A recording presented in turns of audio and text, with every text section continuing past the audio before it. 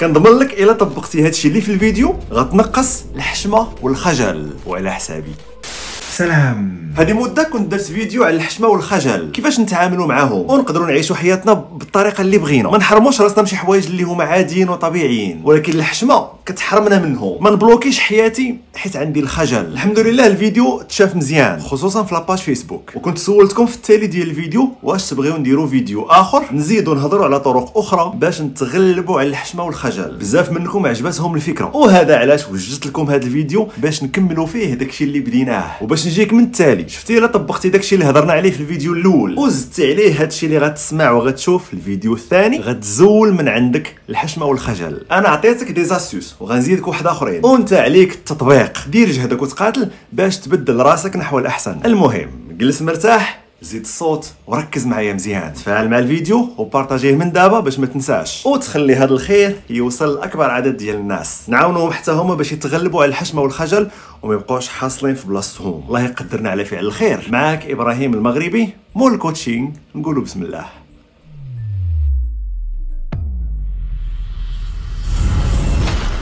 الحشمه والخجل ما كنتولدوش بهم، ولكن كنتعلموهم من لونطوغاج ديالنا، خصوصا الا تربينا على القمع من الصغر. تبغي تهضر كلشي كيدور فيك، اسكت هنينا شنو كدير انت هنا، سير تحرك ليه. شكون اصلا سولك ولا هضر معاك؟ ما تعرفش تسد فمك شويه؟ هادشي غتكون عشتيه شي شويه مع والديك وخوتك وعائلتك. غتخرج من الدار غتلقى الناس ديال الحومه حتى هما كيتعاملوا معاك شويه بهذه الطريقه. غتمشي للمدرسه باش تقرا غتلقى شي اساتذه سامحهم الله حتى هما كيتعاملوا معاك بهذه الطريقه. ومتاكد انك في هذه اللحظه اللي كتشوفني تفكرتي بزاف ديال لحظات القمع اللي عشتيها وانت صغير، لحظات ما كرهتيش تفورماتي دماغك باش تزولها منه. ودابا هذاك القمع اللي عشناه وحنا صغار على حساب الدوغري ديالو هو اللي كيبروغرامي الدماغ ديالنا على الحشمه والخجل، بمعنى انه كيولي كيقمع راسو براسو. كتكبر وانت خايف وحشمان انك تعبر على الافكار ديالك، ما كتقدرش تهضر، ما كتقدرش تدافع على حقك اللي هو ديالك، وكتقول اون فوا غنهضر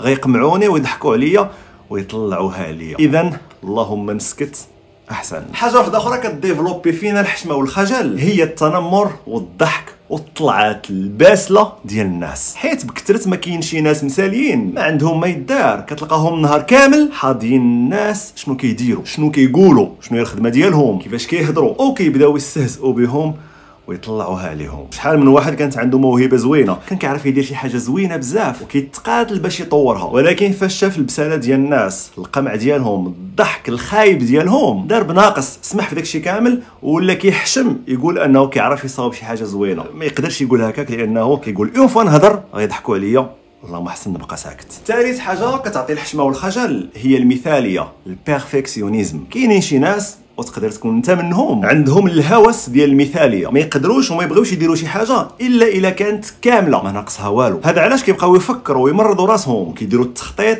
اكثر من القياس، وكيبان لهم ان داكشي اللي كيديروه ما غاديش يصدق كيف ما كيتخيلوه. دونك كيخافوا ان داكشي يفشل وكيحشموا من الشوفه ديال الناس ليهم، دونك كيديروا بناقص. وهاد ثلاثه ديال الاسباب اللي هضرنا عليهم، القمع، التنمر والطلعات والبساله والمثاليه والبيرفكسيونيزم، هما اهم الاسباب اللي كتخلي بنادم كيتبروغراما على الحشمه والخجل، وكيولف انه يخبي الافكار ديالو، كيسترها ما كيقدرش يخرجها، كيحاول ما امكن انه يكون باسيف، انسان واقف بلاصتو ساكت مكمش، ما يديرش الحس باش ما ياتيغيش لاتونسيون ديال الناس، ما كيزعمش، ما كيهضرش، واخا يكون مضرور او محقور ما غيهضرش. وحتى الا شي نهار بغى يهرس القوقعه ديال الحشمه ويخرج منها ويعبر على داكشي اللي ضارو ويوصل الافكار ديالو، كيجيه صعيب بزاف، كتبان له شي حاجه اللي مستحيله وما كيقدرش.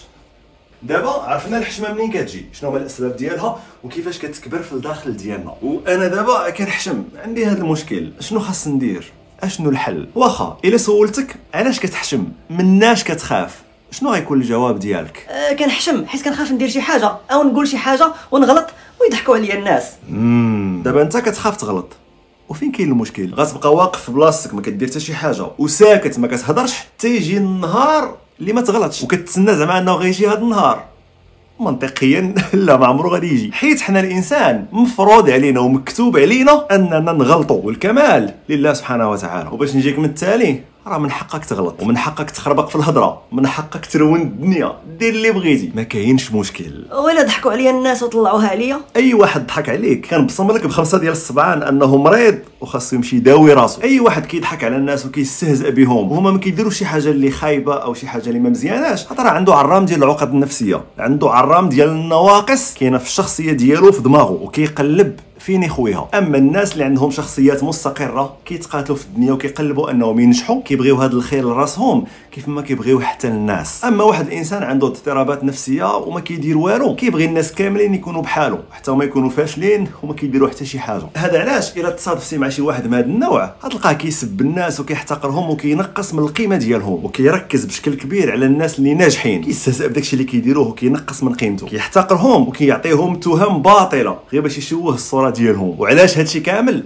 حيت ما قادرش يكون بحالهم. وانت براسك الا بديتي كتخدم على راسك وكتطور شخصيتك وكتنقص الحشمه والخجل اللي عندك وكتقاتل في الدنيا، غتصادف مع هاد النوع ديال الناس اللي غيضحكوا عليك ويستهزئوا بك ويطلعوها عليك، حيت غيوليو يشوفوا فيك عدو ديالهم، ما غيعجبهمش الحال انهم يشوفوك ناجح وخدام ومزيان. الحسد والغيره غادي ياكلهم من الداخل، ما غيعجبهمش الحال وغادي يخرجوا داكشي ديالهم على شكل طاقات سلبيه ديال الاستهزاء والاستحقار غير باش يوقفوك ويردوك بحالهم. دونك انت ما تعمرش راسك بلي كومونتير ديال الناس، خصوصا التعليقات السلبيه والهضره الخايبه ديالهم. وهادشي اللي ولا كيتسمى مؤخرا الساركازم، اللي هضرتي معاه يقول لك احنا غير ضاحكين. يا عزيزي الضحك كيتسالى فاش كنبداو ناذيو الناس ونضروهم.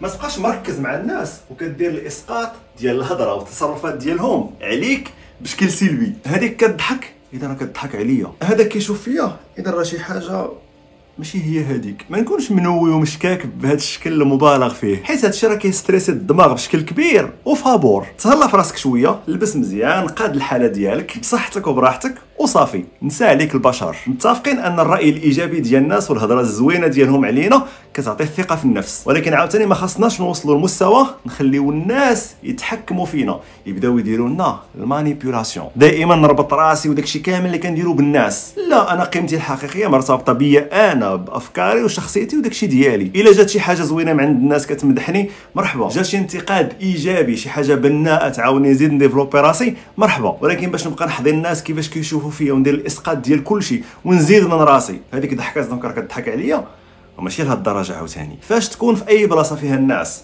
القرايه او الخدمه، قسم التركيز ديالك، شويه ديال التركيز مع راسك والتصرفات ديالك والجيستويال كيفاش تبان مهيب وكاريزماتيك، وشويه ديال التركيز مع الناس اللي انت جالس معاهم لانك ماشي بوحدك، دونك خاصك تاخذ المساحه ديالك في وسط ليسباس اللي انت فيه. وواحد شويه ديال التركيز مع الانسان اللي كيهضر، الاستاذ او المدير ديالك او البريزونطاتور. وما تنساش انك جالس في واحد ليسباس اللي ممكن يكون زوين، دونك استمتع بالبلاصه اللي انت فيها، تامل، خذ راحتك، تمتع مع راسك، لا ما تستريس راسك وتخلق لراسك الحشمه والخجل من والو. ياك انت ما دير والو، كلشي مزيان الحمد لله، اذا علاش غتستريس راسك وتعطي لراسك الحشمه والخجل؟ فابور. كاين شي دراري وبنات عندهم مشكل كبير ديال الحشمه والخجل وكيحشموا انهم يوقفوا يهضروا قدام الناس، او الا كانوا كيقراو او الخدمه ما عمرهم كيبغيو يديروا شي اكسبوزيسيون. ولكن شحال قدك تهرب، ضروري غادي يجي واحد النهار اللي غتلقى راسك اوبليجي انك توقف دير شي رابور او دير شي اكسبوزي او في السوتنونس ديالك. اشنو الحل؟ الحل هو توجد مزيان. كل ما كنتي فاهم السوجي ديالك، ضابطو مزيان، عارف شنو هما الحوايج المزيانه شنو هما الحوايج الخايبه، وموجد حتى التوقعات ديالك للاسئله اللي ممكن يسولوها الناس، هادشي غادي يخلي دماغك مرتاح وغادي يعطيك بزاف ديال الثقه في النفس. الدماغ ما غيبقاش مستريسي ومقلق لانه تايق في داكشي اللي راك موجدو. ودائما البريباراسيون قبل اي اجتماع او امتحان او سوتنونس او اكسبوزي او اي حاجه ممكن نخدموا فيها الدماغ وغادي يكونوا الناس حاضيين او غيصحوا لينا، هذيك البريباراسيون كتهز الثقه في النفس، دونك في المقابل كتنقص الحشمه والخجل. وان شاء الله كنوعدكم بفيديو قريب غادي يكون على موضوع لي زيكسبوزي، كيفاش نوجد راسي، كيفاش نخدم على الاكسبوزي ديالي ونكون ضابطو مزيان ونوقف ونهضر قدام الناس بلا ما نخاف بلا ما نتخلع، بالعكس نستمتع وانا كندير الاكسبوزي ديالي. الا كنتو بصح باغيين هذا الموضوع ونوجدوا بالزربه، خليوها شي في التعليقات،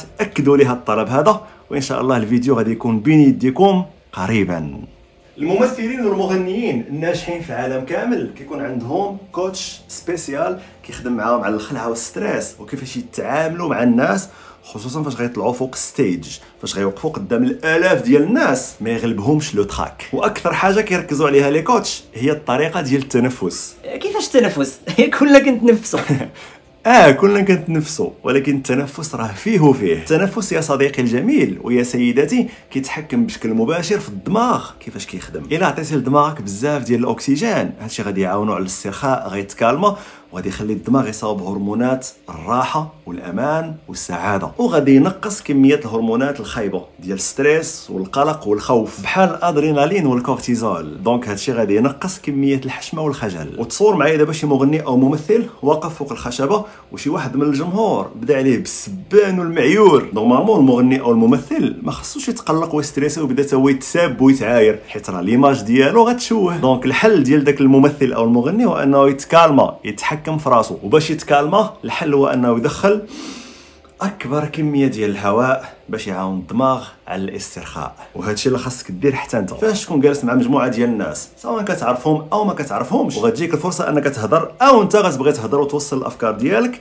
تنفس مزيان، دخل اكبر كميه ديال الهواء، وعاد بدا كتهضر وهضر بشويه عليك. وما تهضرش بسوفل واحد، حيت غتبدا تهضر بالزربه وكتلوح الكلمات وكتفك منهم، هضرتك غتكون مخربقه مشوفوشيه وما واضحاش. وواحد اللحظه غيتسالى لك السوفل وغتسكت على غفله والناس يبقاو يشوفوا بعضياتهم. علاش داير بحال هكا؟ علاش كيهضر بهذه الطريقه هذه؟ هذا علاش هضر بشويه عليك. خذ راحتك، وفاش تهضر قول جمله صغيره وسكت، وقول الجمله الثانيه وعطي وقتك للدماغ باش يفكر ويقاد الجمله ديالو مزيان عاد يخرجها. هذاك السكات اللي كيكون في الهضره ديالك مهم من جميع النواحي، حيت من ناحيه كيعطي للدماغ الفرصه انه يستف الافكار ديالو، من ناحيه اخرى غيخليك تهضر بشويه عليك وتوضح الكلام اللي كتقول، ومن ناحيه ثالثه غدير السسبانس للناس وتخليهم يتسناوك شنو غتقول.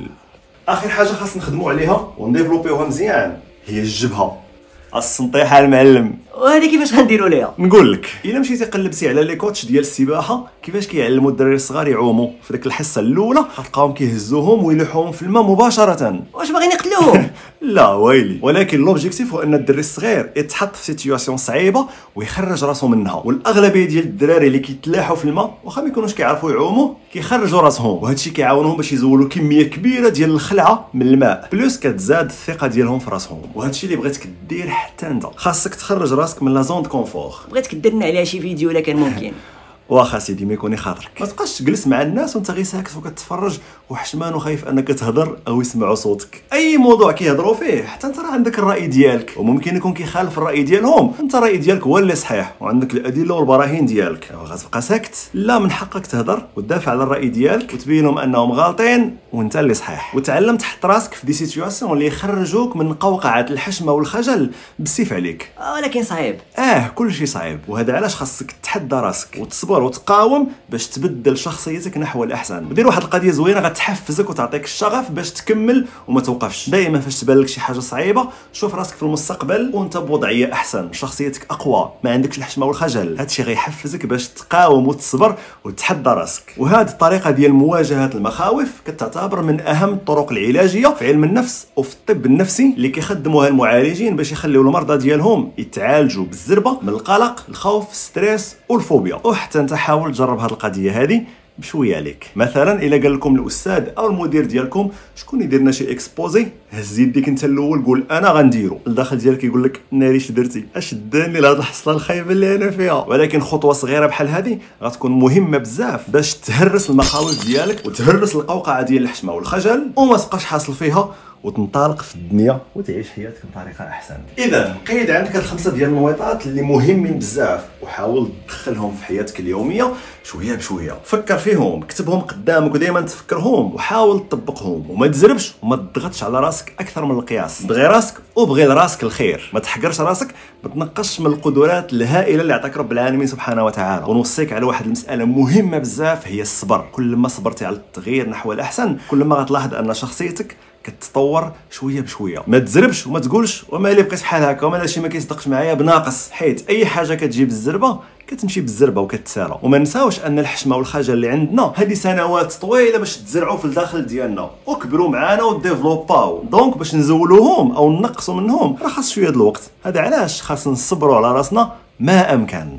انا هادشي اللي عندي ونبغي نسمع الاراء والافكار ديالكم، خليهم لينا في التعليقات. عندك شي سؤال مرحبا تفضل، بغيتي تزيد شي حاجه ما هضرتش عليها، شي نصيحه، شي طريقه جديده باش نزولوا الحشمه والخجل، شي معلومه ولا شي حاجه ما هضرتش عليها، خذ راحتك. التعليقات بين يديك، عبر على داكشي كامل اللي عندك ونستافدوا من بعضياتنا. كيف كنقول دائما الفيديو ما كتكمل حلاوته الا بالتعليقات اللي مكتوبه تحت منه. الفيديو هو بين يديك، خليه يوصل لاكبر عدد ديال الناس، ودير في بالك ان اي تفاعل منك غادي يعاوني باش نكمل وباش نعطي اكثر، وغادي يخلي هذا المحتوى يوصل لاكبر عدد ديال الناس. الله ينفعنا وينفع بنا يا رب. شكرا، تحياتي، نهاركم مبروك.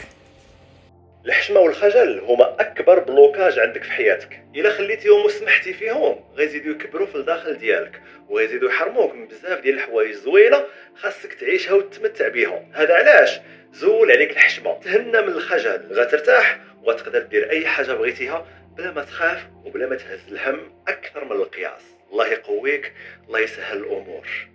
ابراهيم المغربي.